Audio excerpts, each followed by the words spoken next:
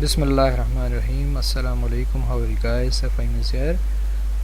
आज फ़ोटोशॉप के अगले सेशन के साथ हम इसका स्टार्ट कर रहे हैं। जैसे कि लास्ट सेशन में हमने कुछ यहाँ के मेन टूल्स के ऊपर काम किया था, जिनमें ये रेज़र वगैरह था, इसके स्मज और ब्लर टूल वगैरह थे, और इसी तरह ब्रश के अंदर मिक्सर ब्रश था, ब्रशेस वगैरह थे, इसके ऊपर काम किया था। आज हम ग्रेडियंट और ये कुछ डॉच टूल्स वगैरह, स्पंज टूल वगैरह, इसके ऊपर काम करते हैं। सबसे पहले ग्रेडियंट के ऊपर आ जाते हैं। ग्रेडियंट आपको पता है कि ये टू या मोर देन टू कलर से कोई मिक्सिंग बनाता है। अगर मैं यहाँ पे आऊँ तो इधर देखें, इसके कुछ प्रीसेट्स पड़े हुए हैं। तो आप जब किसी भी प्रीसेट को सिलेक्ट करते हैं तो उनके कलर्स के बकेट्स यहाँ होते हैं, इनको बकेट्स कहते हैं। इन बकेट्स को आप यहाँ से जाके कलर को चेंज कर सकते हैं, कोई भी कलर अगर आप इसमें चेंज करना चाहें तो। ये देखिए हमने चेंज कर लिया। इस एंगल के ऊपर दूसरे पे भी अगर आप कोई कलर का चेंज करना चाह रहे हो तो आप उसको चेंज कर सकते हैं। ये देखिए ये आ गया। फिर बीच में अगर कोई बकेट ऐड करना है तो यहाँ पे आप क्लिक करें, ये देखें ये बकेट आ गया आपका। यहाँ से आप इसको जाके कोई दूसरा कलर ऐड करवाना चाहें तो ये भी आ जाएगा। इधर क्लिक करें, यहाँ पे जाके कोई दूसरा कलर आप ऐड करवाना चाहें तो ये देखें कलर्स भी ऐड हो सकते हैं। हटाना हो आपने, ये सिलेक्ट करें, बकेट को डिलीट कर दें, सिलेक्ट करें, यहाँ से डिलीट कर दें इसको। तो ये दोनों एंड के ऊपर जो आप इसको अगर देखें, जो इसकी स्मूथनेस है या इसकी ओपेसिटी वो 100% है। इस पर आप क्लिक करेंगे, ऊपर वाला जो इसका स्लाइडर होता है इस पर क्लिक करें तो ये आपको बताता है कि इसकी ओपेसिटी कितनी है। 100% है, इसका मतलब सॉलिड कलर है। लोकेशन भी आपको 100% पे दे रहा है, ये 0 की लोकेशन पे आ रहा होगा, और 100% ओपेसिटी है। ठीक है, तो इस पर अगर आप दूसरा वाला इसका जो प्रीसेट है उसको सिलेक्ट करेंगे, ऊपर वाले पे क्लिक करेंगे तो 100% दिखा रहा है। इस पर क्लिक करेंगे तो 100% नहीं, ये 0% ओपेसिटी का, यानी ट्रांसपेरेंट हो रहा है। यानी ये जो है जो पैलेट है, ये जो ऑप्शन है इसका प्रीसेट का, ये ग्रेजुअली जो है डार्क से, यानी ओपेसिटी उसकी कलर की कम होती जा रही है, ट्रांसपेरेंसी की तरफ जा रहा है। अब मैं यहाँ से अगर इसको कलर को ले लूँ, ओके कर दूँ, तो अब मैं इसको जिस एंगल से भी पकड़ के ड्रैग करूँगा तो वो देखें सॉलिड कलर उसके ऊपर उसने फिल कर दिया है। ये कौन सा था? ये लीनियर ग्रेडियंट कहलाता है, जो कि स्टेप टू स्टेप चलता है। कंट्रोल Z करके वापस आ रहा हूँ मैं। इसी तरह इसके आगे यहाँ से मोड हैं, ब्लेंडिंग मोड्स होते हैं। इन ब्लेंडिंग मोड्स को अगर मैं कोई सिलेक्ट करके और अब ये ब्लेंडिंग मोड अप्लाई करूँ तो यहाँ पे ये देखें, ये ब्लेंडिंग मोड की वजह से ये सारा चेंज हो जाता है इसमें। तो ये आपने देखा इसके अंदर ये ग्रेडियंट। अब मैंने इसके ब्लेंडिंग मोड चेंज कर दिया है। ब्लेंडिंग मोड चेंज करके अब मैं जितना इसको ड्रैग करता हूँ उतने एरिया के ऊपर वो उसको अप्लाई कर देता है। ब्लेंडिंग मोड यहाँ से हम कोई सा भी चेंज कर सकते हैं। ये देखें ऊपर से नीचे तक आया तो ये सब सारे का सारा इसने यहाँ से चेंज कर दिया जितना भी है। तो ये है क्योंकि हम पूरी फ़ाइल के ऊपर काम कर रहे हैं तो लिहाजा पूरी फ़ाइल के ऊपर ही उसका की एप्लीकेशन नज़र आएगी। तो इसी को अगर मैं अब ये नॉर्मल कर दूँ यहाँ पे लाके, और कलर्स यहाँ से हम कोई और भी उठा सकते हैं। जैसे ये 2 कलर मैंने ले लिए इधर से ब्लेंडिंग मोड के, और अब मैं कोई सिलेक्शन बना के काम करना चाहूँ। जैसे अगर मैं यहाँ पे ये कैप्स ऑफ कर देता हूँ तो ये सिलेक्शन मुझे नज़र आ रही है इधर से। ये देखिए मैं सिलेक्शन, अब ये मेरी सिलेक्शन के अंदर काम करेगा। मैं सिर्फ जितना एरिया चाह रहा हूँ मैं उसके ऊपर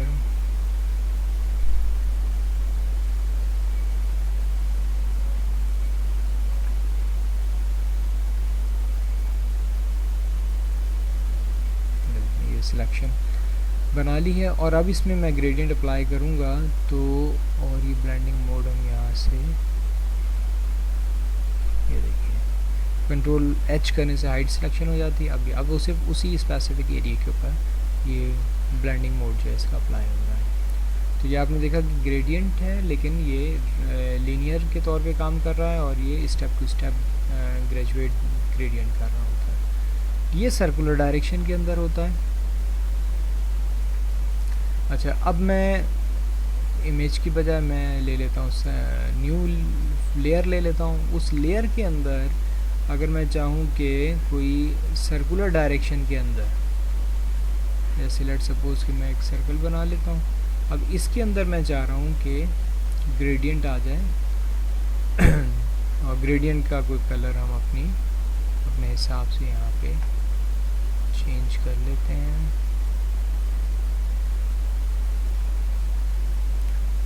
एक ये ले लेते हैं, दूसरा यहाँ से सॉरी इसी को लेके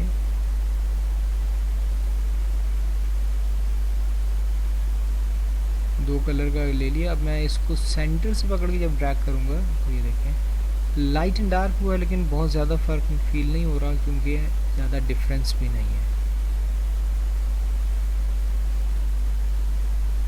हम थोड़ा सा इसको डिफरेंस बढ़ा देते हैं, सॉरी क्योंकि हमने लिया हुआ लीनियर। अब मैं ले लेता हूँ सर्कल रेडियल, ये देखिए अब वाइड से जा रहा है बाहर की तरफ, ऊपर की तरफ। अगर हम ये चाहें कि ये जो है इसको बजाय वहाँ से कलर चेंज करके करें, यहाँ से रिवर्स करते हैं, तो अब जो है कलर की डायरेक्शन चेंज हो जाएगी, लाइट अंदर और डार्क बाहर हो जाएगा। कंट्रोल एच करके हाइड कर रहा हूँ मैं सिलेक्शन और रिवर्स वापस कर देता हूँ। ये देखिए आप इसके ऊपर क्लिक करके देन ड्रैग करते रहें, कलर का ये असल में ये चेंज हो गया। इसकी ब्लेंडिंग मोड को हम नॉर्मली कर देते हैं, ठीक है। देखिए अब ये मैंने इसको किया है, ये मूव भी हो रहा है।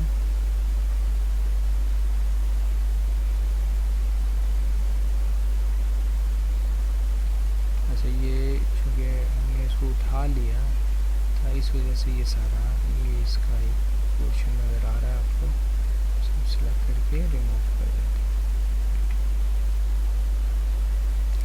हैं। यहीं से आते हैं हम इसके जो ब्लेंडिंग ऑप्शंस होते हैं, जो इफ़ेक्ट्स होते हैं ब्लेंडिंग ऑप्शंस। इसके अंदर आपने देखा था पहले भी हमने किया है, इनर ग्लो कर देते हैं। इनर ग्लो का एक ऑप्शन अप्लाई करके इधर से जाते हैं, इसको ब्लैक में ले लें और यहाँ से इसका साइज एनहेंस कर, तो ये देखिए ये आ जाता है। फिर यहाँ से हम इसकी ओपेसिटी वगैरह भी कम कर लेते हैं,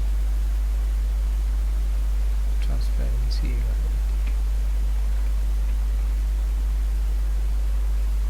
ठीक है जी। तो ये आपने देखा ग्रेडियंट टूल हमने यूज़ किया। हम ग्रेजुअली किसी भी फाइल के ऊपर भी यूज़ कर सकते हैं, यानी ओपन फाइल के ऊपर, जैसे मिसाल के तौर पे यहाँ से हम न्यू फाइल ले लें और न्यू फाइल लेके अपनी मर्ज़ी, जैसे हम कोई लेआउट तैयार करते हैं, उस लेआउट के लिए मुझे कोई बैकग्राउंड बनाना है तो वो बैकग्राउंड बनाने के लिए भी हम यूज़ कर सकते हैं। जैसे 24/60 में कर देता हूँ, तो ये आगे वर्टिकल, ठीक है, इसको इसी में ले लेते हैं। क्रिएट कर लीजिए, ये साइज़ आ गया। मैं इसको क्रॉप करके थोड़ा सा छोटा कर लेता हूँ ताकि बहुत बड़ा ना आए। कंट्रोल 0 करते हैं, फिट टू पेज। अब इसके ऊपर अगर मैं एक लेयर लेकर और ये ग्रेडियंट टूल लेके और यहाँ पे इसका एक बैकग्राउंड देना चाहूँ, ये देखिए इस पे जाके मैं कोई भी कलर वगैरह ये ले लेते हैं और यहाँ पे जाके और अब मैं इसको अगर इसके बैक के लिए सॉरी देखिए मैं जितनी डायरेक्शन से इसको खोलूँगा ये उतने ही डायरेक्शन के अंदर, ये देख रहे हैं।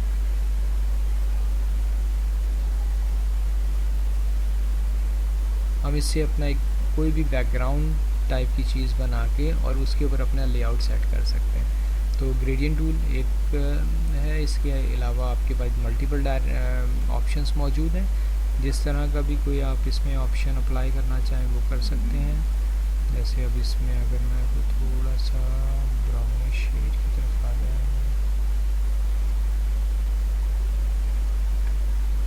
और इसको भी हम थोड़ा सा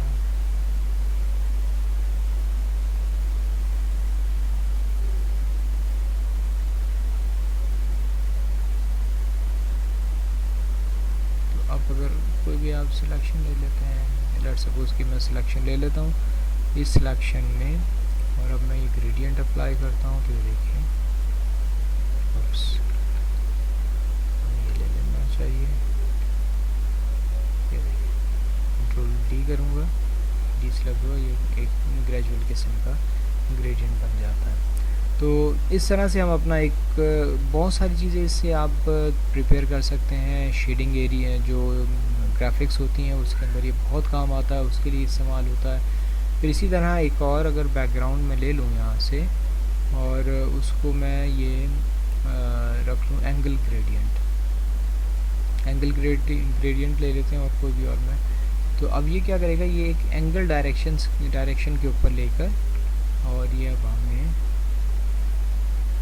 यहाँ से इस एंगल के ऊपर ले रहा हूँ, और इसको अगर मैं यहाँ से कोई ब्लेंडिंग मोड पे ले जाऊँ, देखिए बैकग्राउंड का कलर भी मुझे मिल रहा है और साथ साथ फोरग्राउंड भी है। ये देखिए यहाँ से अगर हम हार्ड लाइट पे चले जाएं,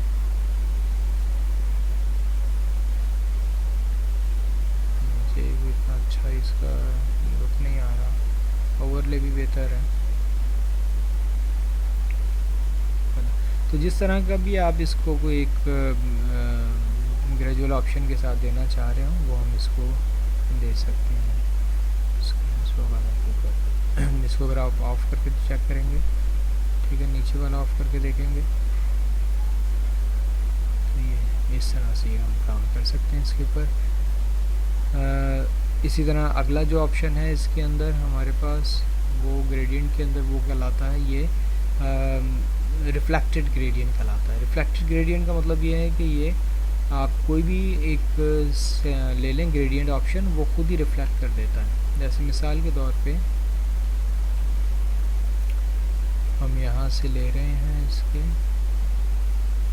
एक कलर को, और ये अब मैं जब इसको यहाँ से सेंटर से पकड़ के यहाँ करूँगा तो दूसरे वाले पार्ट पे वो ऑटोमेटिकली रिपीट कर देगा जो अभी हम कर रहे थे जिस तरह का काम।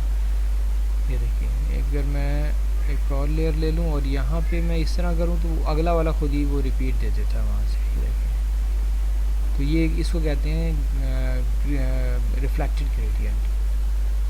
फिर इसी के अंदर ये दूसरा वाला होता है, ये डायमंड शेप ग्रेडियंट कहलाता है। डायमंड ग्रेडियंट है, इसकी ये 4 कोनों के साथ बनता है। ये देखें अगर हम यहाँ पे इसका कोई ये वाला ले लें, ये प्रीसेट्स हैं, इसको आप चेंज भी कर सकते हैं अपनी मर्ज़ी से।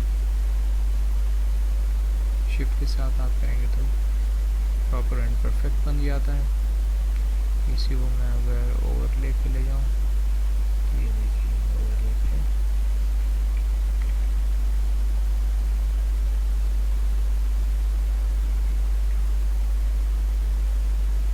ठीक है जी, कंट्रोल टी ट्रांसफॉर्म।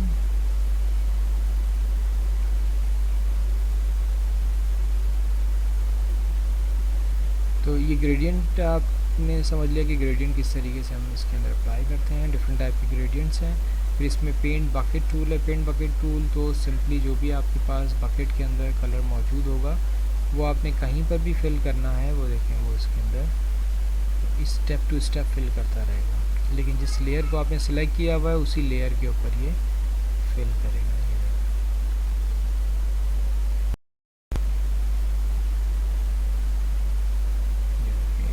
उसी लेयर के हिसाब से फिल कर रहा हूँ।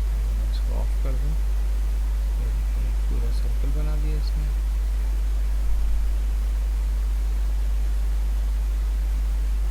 यहाँ फिल कर रहा हूँ तो वो चूँकि ये इसकी जो एजेस हैं वो एजेस जो जिस तरह का भी उसको एज मिलेगा वैसे ही वो फिल कर रहा होगा। इतनी स्मूथनेस तो इसके अंदर नहीं होगी of course.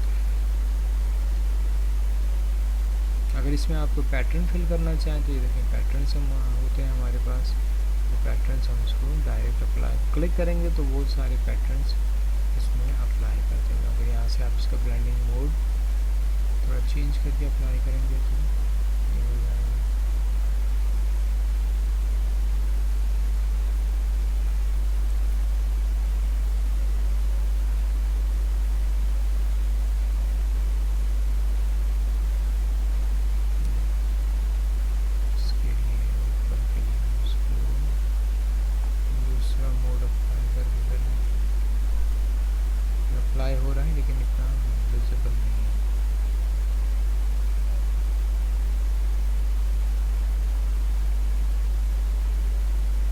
Yellow colour light है, इसकी वजह से ये ऐसी फीलिंग दे रही है।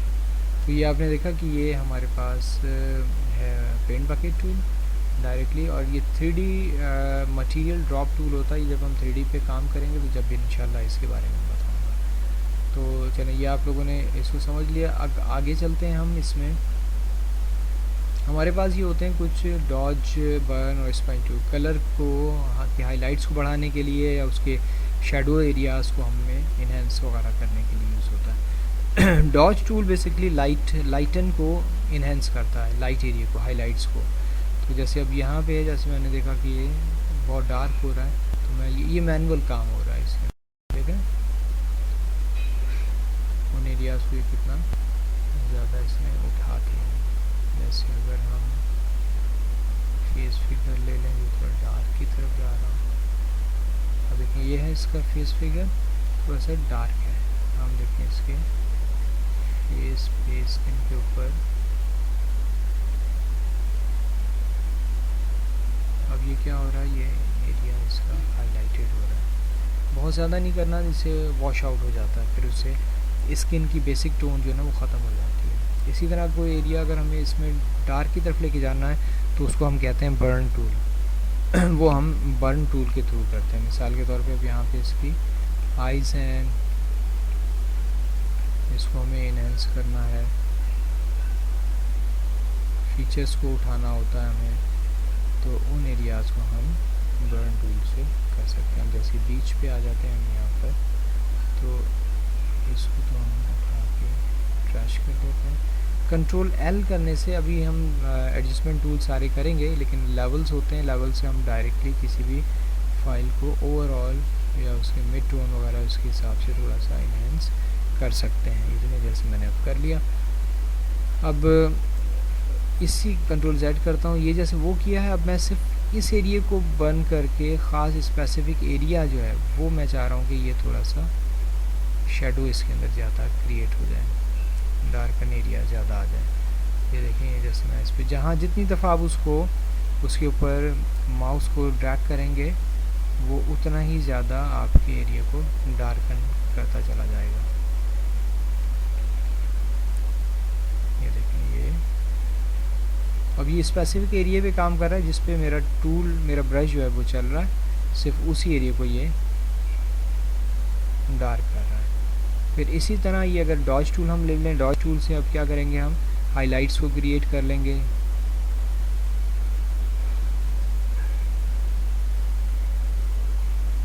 देखें, ये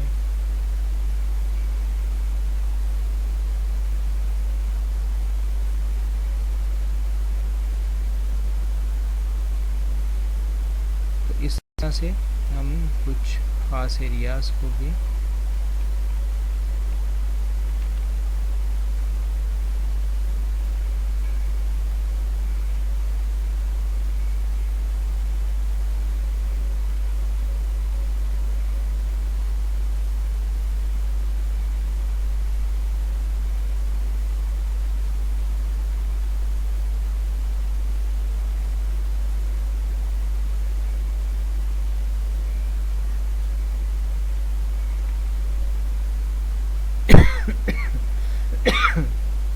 सॉरी।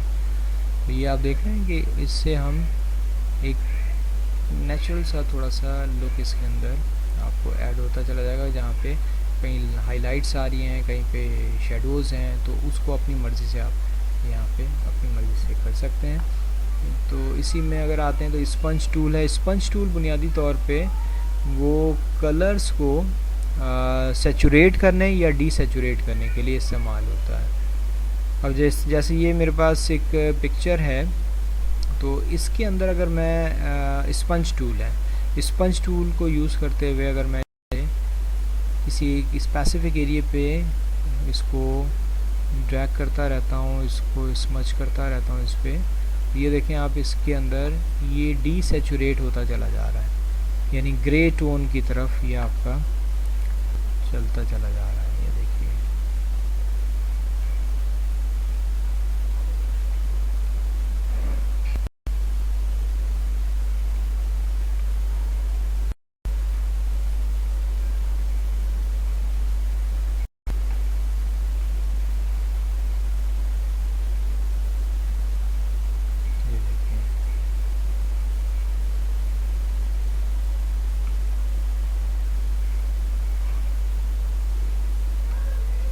ये एरिया जो है ये सारा हमारा ग्रे स्केल के ऊपर आ गया, डीसेचुरेट है। और इसी तरह सेचुरेशन पे अगर आप आ जाएंगे तो सेचुरेशन पे आप देखेंगे कलर इसकी इन्हेंसमेंट कितनी ज़्यादा होती चली जा रही है। अब आप इसको यहाँ पे देखें तो दो तरह के बिल्कुल एक्सट्रीम्स आपको यहाँ पे दिखेंगे।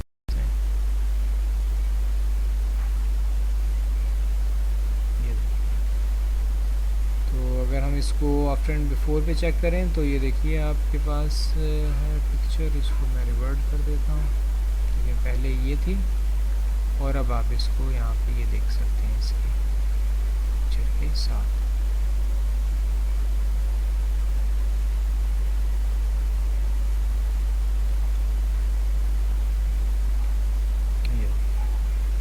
तो इससे एक ही टूल को यूज़ करते हुए हम अपनी रिक्वायरमेंट को पूरा कर सकते हैं। अगर आपने किसी भी पिक्चर की के अंदर इन्हेंसमेंट्स वगैरह करनी है, उसको चेंज करना है, उस पर काम करना है, तो ये आपने दो टूल समझ लिए इसके अंदर। और इसमें आगे जो है टेक्स्ट टूल है। टेक्स्ट टूल मैंने थोड़ा बहुत आप लोगों को पहले भी आई थिंक करवाया था, तो आज मैं मज़ीद थोड़ा सा इसको कर लेते हैं और मज़ीद नेक्स्ट लेक्चर में इंशाल्लाह इसको कंटिन्यू करेंगे। जैसे यहाँ पे मैं क्लिक करता हूँ तो टेक्स्ट हमारे पास आ जाता है। टेक्स्ट टाइपिंग टूल जो है वो जैसे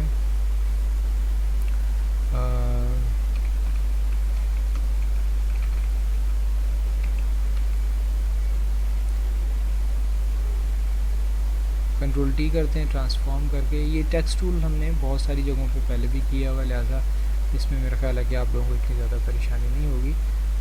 भाई इसमें जैसे ये कैरेक्टर्स होते हैं इसके, ये कैरेक्टर आप निकाल लीजिए। इसमें वही सारी चीज़ें हैं, इसको upper case, lower case, normal, अगर आप इसमें बोल्ड वगैरह करना चाहें, अंडरलाइन वगैरह करना चाहें, थ्रू लाइन करना चाहें ये बेसिक चीज़ें हैं जिसको यहाँ से आप इसके फ़ॉन्ट का टाइप वगैरह चेंज करना चाहें, ये सारे आपको इन चीज़ों का पता है इसके अंदर। तो इसमें ये बस एक ये है कि जो कि टेक्स्ट रैप के तौर पे काम करता है। अगर आप इसको ओपन कर लें यहाँ से तो ये देखिए ये टेक्स्ट रैप है। कितना आपने इसको टेक्स्ट रैपिंग देनी, वर्ड के अंदर भी होता है, इसके अंदर भी मौजूद है। वर्टिकल डायरेक्शन में करेंगे तो वर्टिकल में इस तरह से आपको दिखेगा। और इस तरह बहुत सारे और इसके इफ़ेक्ट्स मौजूद हैं जिनको आप अपनी मर्ज़ी से एडजस्ट कर सकते हैं इसमें। ठीक है, मुझे अभी ज़रूरत नहीं है, मैं इसको ऐसे ही छोड़ देता हूँ। तो ये टेक्स्ट के अंदर जब आप करते हैं अलाइनमेंट्स वगैरह है, फिर इसी में पैराग्राफ आ जाता है। पैराग्राफ भी आप इससे पहले भी कर चुके हैं, डिज़ाइन के अंदर भी वो चीज़ें कर चुके हैं। इसके अलाइनमेंट्स वगैरह के ऊपर जो काम हम करते हैं वो सारी चीज़ें इसके अंदर मौजूद हैं। बस जो इसके फिर आप मैनिपुलेशन की बात है तो हम मैनिपुलेशन में जिस तरह भी आप इसके इफ़ेक्ट्स के साथ काम करना चाहें तो वो आप इसको कर सकते हैं। कि जिस तरह ये देखें इसके लुकअप देने के लिए, और इसी तरह इसको ड्रॉप शेडो अगर मैं यहाँ से दे दूँ थोड़ा सा, तो ये देखिए ड्रॉप शेडो इसका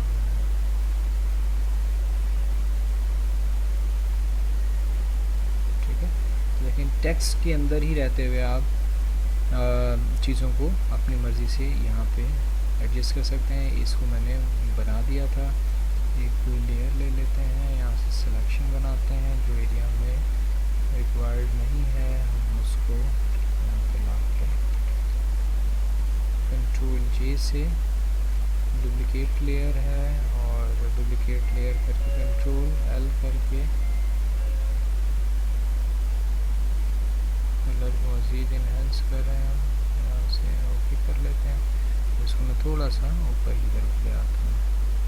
ठीक है, अब देखें ये हमारे पास एक चेंज सा बनता जा रहा है और लेआउट बनता जा रहा है, जिसके ऊपर आप अपनी मर्ज़ी से कुछ ना कुछ चेंज और कुछ ना कुछ लेआउट की सेटिंग कर सकते हैं। जो भी टेक्स्ट वगैरह टाइपोग्राफी वगैरह आपने लगानी हो डालनी हो उसके अंदर तो वो कर सकते हैं इसमें।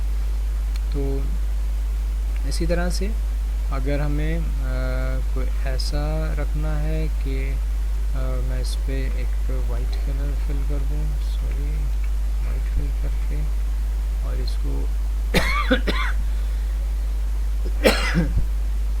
माफ़ी चाहता हूँ, ओपेसिटी इसकी थोड़ी सी,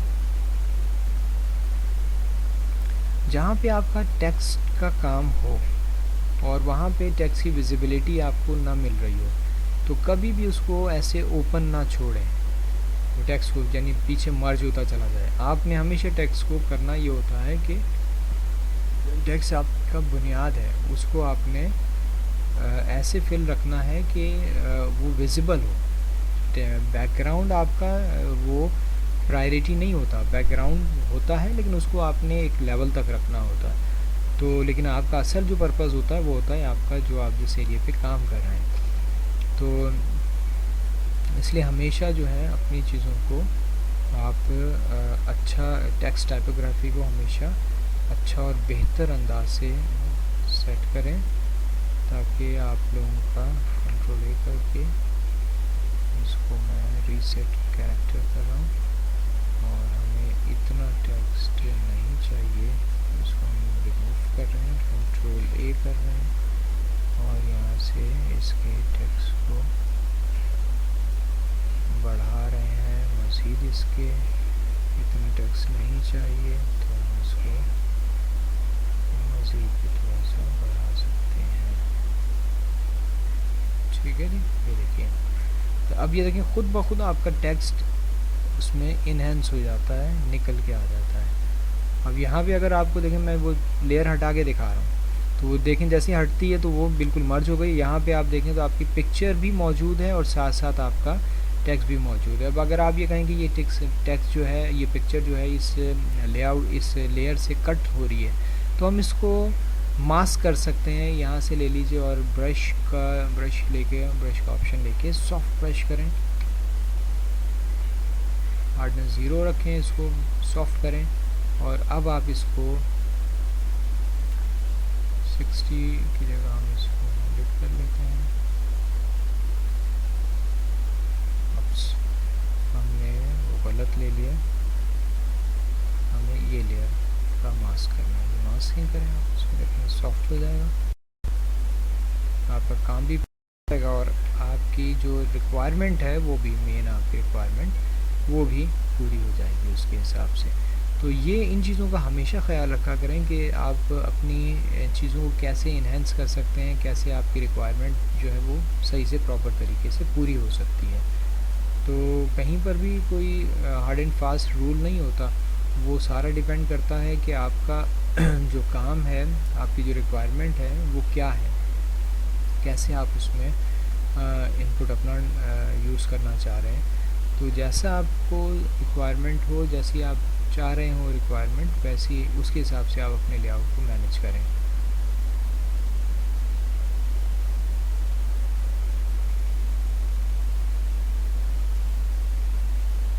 ये देखिए, इसको अगर हम ले लें और एक न्यू लेयर पे लेके और ये लीनियर पे लेके आप इसको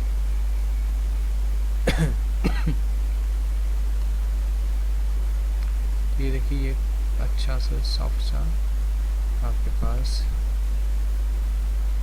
बॉर्डर बन रहा है।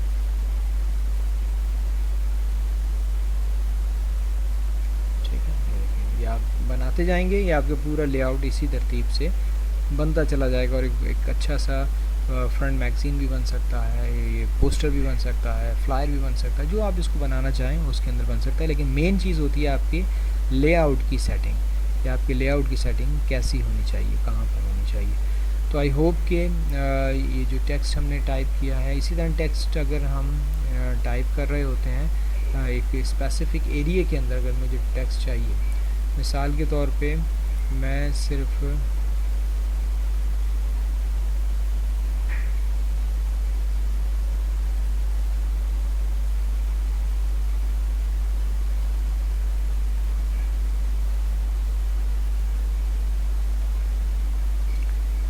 इसके अंदर मुझे टेक्स्ट चाहिए, तो सबसे पहले काम ये करूँगा, मैं ये पाथ अभी मैंने कराया नहीं, लेकिन मैं पाथ का एक छोटा सा हिस्सा आपको बता रहा हूँ। ये पाथ में जाएंगे और इसको मेक वर्क पाथ कर देंगे, सिलेक्शन बनाइए, ये पाथ में आ गया, और अब ये टेक्स्ट मौजूद है। इस टेक्स्ट को आपने सिर्फ इस पर क्लिक करना है। अब जितना कुछ भी टेक्स्ट आप टाइप करेंगे वो सारे का सारा इसी एरिया के अंदर आएगा।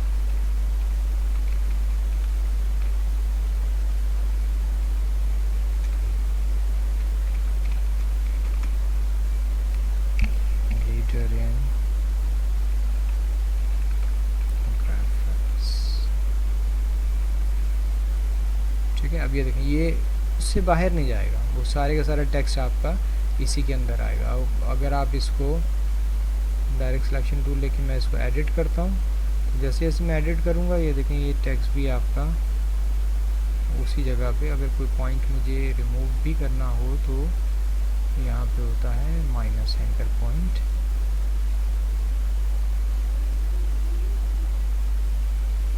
ठीक है, ये देखिए डायरेक्ट सिलेक्शन टूल लेते हैं, पॉइंट पे क्लिक,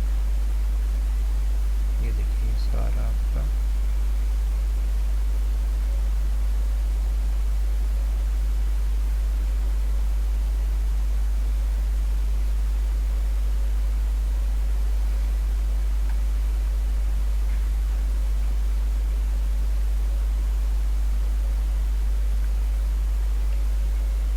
ठीक है जी। ये देखिए ये आ जाएगा इसमें।